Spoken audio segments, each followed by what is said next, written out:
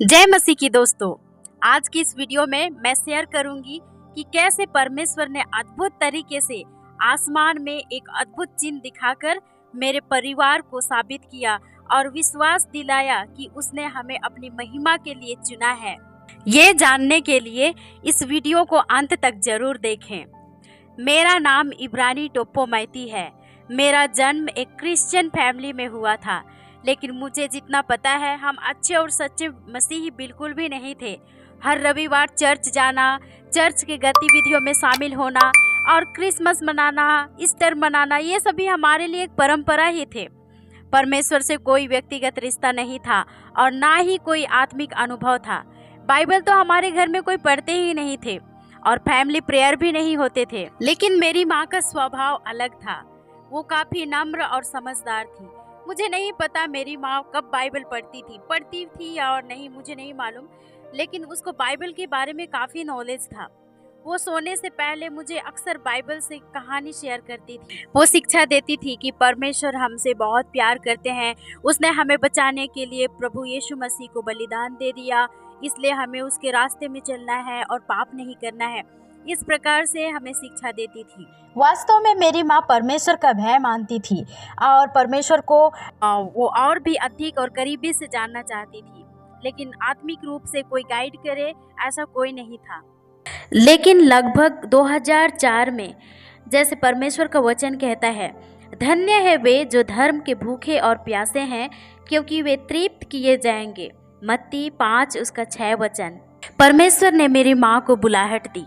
मेरी माँ अचानक बदल गई। हर जगह हर समय प्रार्थना करना चाहती थी, नया नया अनुभव को बताती थी। वही दूसरी ओर शैतान ने भी परेशान करना शुरू कर दिया और मेरी माँ लगभग 1 साल तक शैतान से लड़ती रही। शैतान उसे इतना परेशान कर दिया कि वो फिजिकली बहुत वीक हो चुकी थी और लोग बोलते थे कि वो पागल हो गई है। ज़्यादा डिटेल में नहीं जाऊंगी। मुझे याद है एक रात मेरी माँ ने मेरे पापा से कहा, मुझे इस बिस्तर में अकेले ही छोड़ दो और तुम लोग सब जाके दूसरे बिस्तर में सो जाओ। मेरे पापा काफ़ी गुस्से हो गए और दूसरे जगह जाकर सो गए। फिर जब सुबह हुआ, लगभग अर्ली मॉर्निंग 4 बजे आसपास, मेरे पापा आकर क्या देखते हैं कि मेरी माँ के सांसें नहीं चल रहे हैं और वो बिल्कुल एक लाश के जैसे पड़ी हुई है। तब लोग इकट्ठे हो गए और जब मेरे नाना, मेरी मम्मी के मामा जी अंतिम प्रार्थना करने लगे, फिर क्या होता है, मेरी माँ आंखें खोलती है और ये मानो उसका नया जन्म था। शैतान उसी समय उसके शरीर को छोड़ चुका था। परमेश्वर ने उसे अद्भुत जीत दिलाई और जब वो कॉन्शियस में नहीं थी तब उन्होंने बहुत कुछ देखा, बहुत कुछ महसूस किया। मैं इस वीडियो में उसके बारे में नहीं शेयर करूंगी। अगर प्रभु चाहे तो मैं आने वाले वीडियोस में शेयर करूंगी। और यहाँ से उसकी आत्मिक जर्नी शुरू होती है। परमेश्वर की अगुवाई से उसे आत्मिक संगति मिलती है, आत्मिक गाइड मिलती है और वहाँ जाकर उसके सारे प्रश्नों का उत्तर मिलता है। और मेरी मम्मी वहाँ जाकर बहुत कुछ सीखती है और प्रभु यीशु मसीह को नए सिरे से अपने उद्धारकर्ता के रूप में स्वीकार करती है और बपतिस्मा भी लेती है। इसके बाद वो यही सीमित नहीं रहती है, वो अपने परिवार में प्रभु यीशु मसीह के बारे में सुसमाचार सुनाती है, हमें शिक्षा देती है और हमारे लिए प्रार्थना करती है। वो हर शाम को पापा को और हम सभी बच्चों को सिखाया करती थी, शिक्षा देती थी कि परमेश्वर हमसे बहुत प्यार करते हैं, याद दिलाती थी कि परमेश्वर हमें अपनी महिमा के लिए चुने हैं। लेकिन वो जितना हमें शिक्षा देती थी उतना हम कठोर बनते जाते थे और उससे हंसी मजाक करते थे, ठट्ठे में उसको उड़ाते थे। लेकिन वो कभी भी हार नहीं मानी। वो हर दिन परमेश्वर के सामने घुटने टेक कर और गिड़गिड़ा कर हमारे लिए, हमारे उद्धार के लिए प्रार्थना करती थी। मुझे अच्छे से याद है, ये क्रिसमस का समय था, 24 दिसंबर। मेरी माँ ने उपवास किया था। मुझे नहीं पता उसने क्या प्रार्थना की थी, लेकिन अर्ली मॉर्निंग 4 बजे उसने पापा को और हम सबको, जो हम सो रहे थे, उठा दी। ये ठंड का समय था, इसलिए हम लोग कुड़कुड़ा रहे थे और कह रहे थे कि अब ये क्या पागलपना है, क्यों उठा रही है। लेकिन मेरी माँ ने बड़े प्यार से कहा कि तुम सब लोग बाहर जाओ और पूर्व की ओर आसमान में देखो।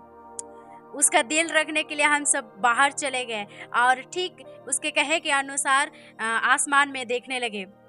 और हमने क्या देखा, एक सुंदर, अद्भुत और चमकदार प्रभु यीशु मसीह का मेंजर, चरनी। ये कैसे था, कितना सुंदर था, कितना अद्भुत था, मैं शब्दों में डिस्क्राइब नहीं कर सकती, लेकिन सचमुच ये बहुत ही अद्भुत था। देखने के बाद सबके रिएक्शंस अलग अलग थे, लेकिन हाँ, सब लोग खुशी से भर गए थे और सबने विश्वास किया कि सचमुच परमेश्वर ने हमें अपनी महिमा के लिए चुना है। पर्सनली मुझे बहुत सारे सवालों का उत्तर मिल गया और मैं अपने लाइफ में कभी भी परमेश्वर के अस्तित्व को लेकर डाउट नहीं कर सकती। और I am very very sure कि परमेश्वर ने मुझे और मेरे परिवार को अपनी महिमा के लिए चुना है। ये बात को विश्वास करना कई लोगों के लिए मुश्किल हो सकता है, लेकिन मेरा परमेश्वर जानता है कि मैं सच बोल रही हूँ। और परमेश्वर ने जो मेरे जीवन में किया है और मेरे परिवार में, मैं उसे ज़्यादा दिन तक दबा कर नहीं रख सकती, मैं छुपा कर नहीं रख सकती, इसलिए मैं उसे शेयर करना चाहती हूँ। याद रखें, जो परमेश्वर लाखों इजरायलियों के आँखों के सामने दिन में बादल का खंभा और रात में आग का खंभा बनकर उन्हें हिम्मत देता था कि वो उनके साथ है, वो परमेश्वर आज भी उतना ही अद्भुत, महान और प्रेममय है। हम परमेश्वर के सामने कुछ भी नहीं है, बिल्कुल जीरो हैं। लेकिन जब हम उसे पाना चाहते हैं, उसे जानना चाहते हैं, उस पर विश्वास रखना चाहते हैं, तो परमेश्वर इम्पॉसिबल चीज़ को पॉसिबल करता है। वो अद्भुत कार्यों को करके दिखाता है और अपने आप को रिवील करता है, अपने आप को प्रकट करता है। आज मैं यही संदेश देना चाहती हूँ कि सिर्फ ईसाई या क्रिश्चियन कहलाना काफ़ी नहीं है। परमेश्वर को इससे खुशी नहीं होती। परमेश्वर हमारे पिता हैं, वो हमसे बेहद प्यार करते हैं और वो हमारे जीवन में अपनी उपस्थिति को बनाए रखना चाहता है। वह चाहता है कि हम उसे पर्सनली अनुभव करें। इसलिए अपने जीवन को परिवर्तित करें, परमेश्वर को अपने जीवन में जगह दें। और एक बात, अगर आपने उद्धार पा ली है, प्रभु यीशु मसीह को स्वीकार कर ली है, तो यहीं तक सीमित ना रहें। परमेश्वर का वचन कहता है, विश्वास कर तो तू और तेरा घराना उद्धार पाएगा। आप स्वार्थी ना बने, अपने परिवार को भी सुसमाचार सुनाएं, उनके लिए प्रार्थना करें और होने दें कि आपके माध्यम से आपका परिवार उद्धार को पाए। परमेश्वर हम सभी को आशीषित करे। आमीन।